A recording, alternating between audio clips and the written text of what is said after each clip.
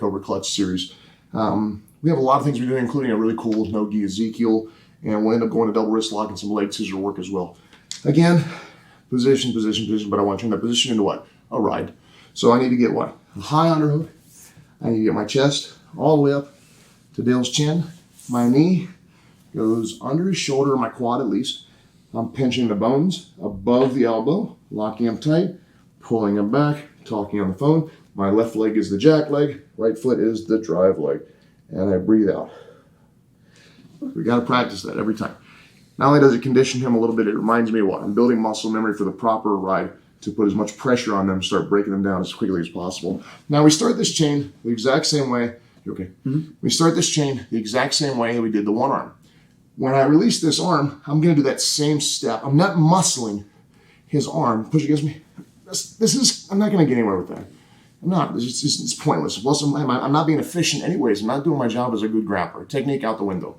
So when I release the elbow bone here, it's going to be just for an instance. I let go. I know he's going to bring it down. When he does, if he's really fighting you hard, you can do another little trick is pop up and then step. So if you have trouble, that's a neat little tip. If he's really fighting this down and you can't step to go, pop it up and then hit it. Okay? This works really well. Again, I'll show you that trick one more time. I've let go of his elbow, and he's dropped his elbow really low. You guys can see that. I can't just push it over like I could before. So I'm going to use this to pop it up. Now look. And then hit it across. Guide it into the same grip that we just had. Now, sure, we can do the top wrist lock. We can go through the whole series again. Not necessary. What I'm looking at is getting to the actual legit Cobra Clutch hold here, and doing so while maintaining pressure on Coach Dale the whole way. What I see a lot of times when people struggle with this is they don't, we've been talking a lot about what? Sorry, you good? When we grab, how many times have I said on this, how low I'm grabbing on the wrist? That gives me so much more room, and you're going to notice why in a second, because people get to this we call what? We'll call it a gift wrap a lot of times before we turn to the Cobra Clutch, and people can't get their arms in there because they're grabbing the wrist, and there's no room, especially if you got a big guy. So when I do this, guys, I keep the fist to the ground. I can flex my wrist to make sure it stays there, and he's super compromised at the elbow where he can't straighten his arm. But I don't want to come over here and try to dig. I just put more weight on here where I can't dig through. My body stays below his elbow, and I reach right under. My fingers go right where these are. Replace them as low as possible. And guess what? 1, 2, 3. Right on the pad again. That gives me the ability to do what? When I come around here and get heavy, this hand sneaks up and comes straight through. I'm driving up on the elbow. Notice that. That makes him very uncomfortable, right, Dale? Mm-hmm. And snake through now. And I grab my own wrist. Okay? Thumbless grip on my wrist. It's very easy to do the Ezekiel because all I'm doing is what? I have that side of my cutting bone. I turn his wrist, and then I turn mine right just a little bit. Okay? Pretty simple stuff there. Now, what's really cool about this, I don't have to have much pressure on him because there's nowhere for him to go. If he can't turn into me because I have his wrist. If he turns away from me, turn away. He can't because I have this hand inside.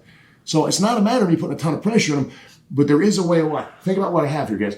I'm going to snake this hand up right here and drop my elbow right down where? Right down into where we had that middle for that fisherman's crank. So I'm here, I'm tight, I drop that elbow, I sit out and pull him up. For the fisherman's crank, you okay? Yep. That's about as brutal as it gets for that one, right? Oof. Now, another really fun one is grabbing that wrist again, back to the Cobra Clutch, and watch my left knee. I'm pressuring up here. My left knee comes inside here, and all I'm going to do is sit back. Yeah, that's fun. For another variation of an Ezekiel, because I'm literally sucking him in to the submission. What I want to do here, since I'm already in this position, sorry, Dale. Yeah. Once I'm already here, let's scoot back just a little bit. Thanks, buddy.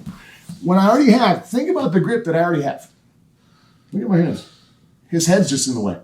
So when I rip off of this, I'm going to push the forearm. Right there's the frame, and get over. When I say over, you okay? Yeah. I'm saying over past the head. I see this a lot, where guys trap the head. They'll just belly out. And you get stuck here. Well, wait, it's because you trapped the head. Our primary objective is to control the shoulders. If we can't do that, we got to control the hips. So when I come around this, I'm pushing the forearm out to clear, to get this grip, push out. My knee comes over as far as possible down, and I want the other one on it. So my knees are pinching where at least even with the bottom of his pectorals right there. So try to get to your base now, your bottom. He's trapped okay? I've already got my grip framed, and I'm keeping it very low. Why do I keep it low? Because it's very hard for him to do well with his left hand right now. Try to put your hands together. No.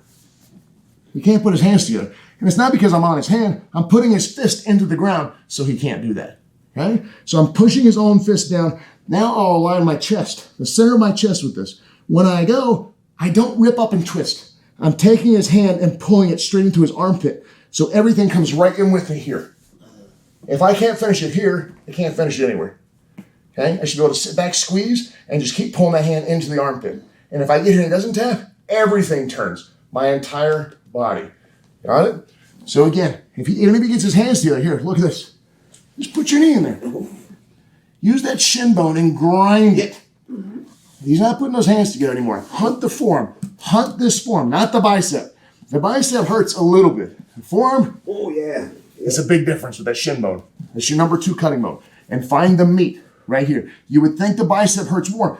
Bigger bone. Bigger bone. This hurts way worse through here. We'll do a different variation of that, and we get the head and arm for an actual submission with that. But when they come through again, I'm coming over, and I'm pushing that hand down. We want to launch sometimes straight into the kill, and that's fine. But if I'm here, it's very hard for him to get his hands together. My hands are covering his hand. Look at that. Because I'm so low on his wrist. I'm running it all the way down. I put the center of my chest into his elbow. When I'm ready, I don't just go like this. That's sloppy. I'm going to put his elbow in my chest and rip it straight into his armpit here. And I should be able to finish this. If I can't, everything rotates. And that's all it should take. Okay, guys?